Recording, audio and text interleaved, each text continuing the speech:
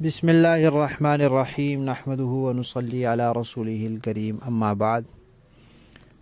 پیارے پیارے بچوں، ننھے منھے پھولو، اللہ تعالیٰ آپ سب کو ہمیشہ خوش رکھیں اور فلسطین کے مسلمانوں کو کامیابی، آزادی اور عافیت عطا فرمائے۔ الاحسان اکیڈمی والے چچا کی طرف سے السلام علیکم ورحمۃ اللہ وبرکاتہ۔ پیارے بچوں، ہماری پچھلی کہانی تھی پہلے خلیفہ کی بیٹی حضرت اسماء رضی اللہ تعالی عنہا، جو حضرت زبیر رضی اللہ تعالیٰ عنہ کی بیوی تھی۔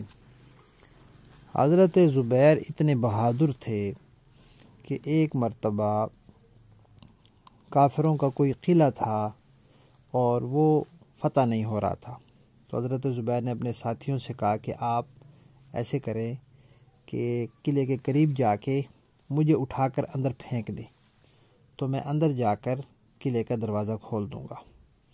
اب یہ کتنا مشکل کام ہے کہ اتنی اونچی دیوار سے بندہ جا کے اندر گرے تو اس کو کتنی چوٹیں لگیں گی۔ تو ان کے ساتھیوں نے ان کے کہنے پر ایسے ہی کیا، نیزوں پہ ان کو اٹھایا اور زور سے اوپر اچھال دیا۔ وہ اوپر سے جا کے اندر گرے اور انہوں نے تلوار کے ساتھ اس کا تالا شالا جو توڑا، تالا جو بھی چیز ہوگی اس کو توڑ دیا اور دروازہ کھول دیا، اور مسلمان اندر گھس گئے اور قلعہ فتح ہو گیا۔ تو یہ ان کی بیوی تھیں، وہ کیونکہ مجاہد تھے تو انہوں نے گھوڑا رکھا ہوا تھا،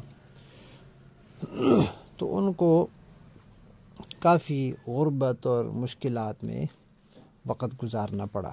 تو حضرت اسماء جو تھیں انہوں نے ان کے ساتھ صبر کے ساتھ وقت گزارا۔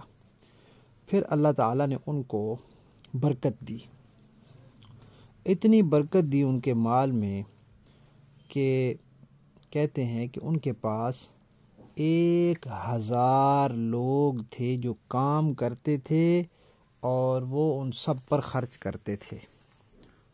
اتنا اللہ تعالیٰ نے ان کو دیا تھا، 1000 کام کرنے والے لوگ تھے ان کے پاس، لیکن اتنے مال کے باوجود کبھی ان پر زکوٰۃ بھی فرض نہیں ہوئی، یعنی وہ مال جمع کر کے نہیں رکھتے تھے، وہ بس خرچ کر دیتے تھے، آتا تھا خرچ کر دیتے تھے۔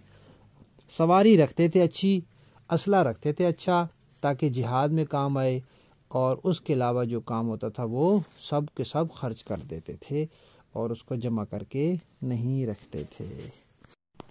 پیارے بچوں، یہ جو حضرت اسماء ہیں یہ وہی ہیں جب نبی پاک صلی اللہ علیہ وسلم اور حضرت ابو بکر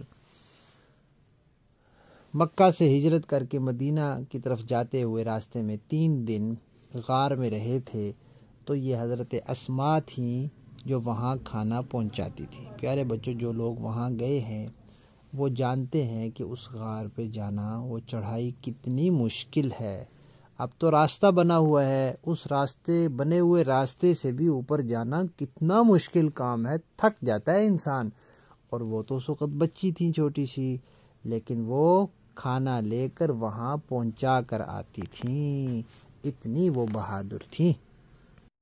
اور ان کے بارے میں یہ واقعہ بھی ہے کہ جب حضور اور حضرت ابو بکر چلے گئے مکہ سے، تو مکہ والوں نے کہا کہ ابو بکر کے گھر والوں کو ضرور پتہ ہوگا، تو ابو جہل آیا اور آ کر حضرت اسماء سے پوچھا کہ بھئی حضور کہاں ہیں؟ اب حضرت ابو بکر کی بیٹی تھی نا، جھوٹ تو نہیں بولنا تھا، تو انہوں نے یہ نہیں کہا مجھے نہیں پتا، انہوں نے کہا مجھے پتا ہے لیکن میں بتاؤں گی نہیں۔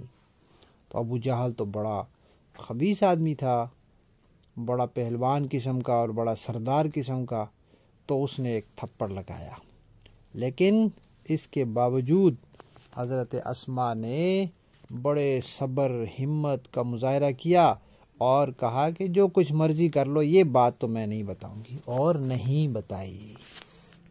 حضرت ابو بکر صدیق رضی اللہ تعالیٰ عنہ اور ان کا پورا گھرانہ نبی پاک کا اتنا وفادار تھا کہ نبی پاک کو ان پر سب سے زیادہ اعتماد تھا۔ اسی لیے تو جب وہ جا رہے تھے تو اللہ تعالیٰ نے فرمایا تھا کہ آپ نے حضرت ابو بکر کو ساتھ لے کر جانا ہے۔ تو اللہ تعالیٰ نے حضرت ابو بکر کو نبی پاک کے ساتھ کے لیے ہی پیدا کیا تھا، اور ان کے گھرانے کو حضور سے وفاداری کے لیے اللہ نے پیدا کیا تھا۔ کہانی ختم۔